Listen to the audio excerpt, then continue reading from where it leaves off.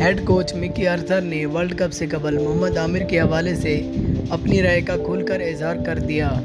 दोस्तों, वीडियो शुरू करने से पहले हमारी आपसे एक छोटी सी रिक्वेस्ट है कि अगर आप इस चैनल पर फर्स्ट टाइम हैं, ये वीडियो पहली दफ़ा देख रहे हैं, तो प्लीज़ इस चैनल को सब्सक्राइब कर दें और साथ मौजूद बेल के आइकन पर भी क्लिक कर दें ताकि हमारी आने वाली वीडियोस आपको बआसानी मिल जाया करें। तो ये आज की वीडियो शुरू करते हैं। कौमी क्रिकेट टीम के हेड कोच मिकी आर्थर ने कहा है कि मोहम्मद आमिर अच्छा बॉलर है, लेकिन चैंपियन ट्रॉफी के बाद उसकी बॉलिंग आइडियल नहीं रही। वर्ल्ड कप की कंडीशन में मोहम्मद आमिर के लिए बेहतर हैं। मीडिया से गुफ्तगू करते हुए उन्होंने कहा है कि मोहम्मद आमिर को दूसरे सीमर्स की तरह कंडीशन सूट करती हैं। मोहम्मद आमिर पर एतमाद है, वो बड़े मैच का खिलाड़ी है। उन्होंने कहा है कि कंडीशन से आगाह होना बहुत ज़रूरी होता है और इसका हमें भरपूर मौका मिल रहा है।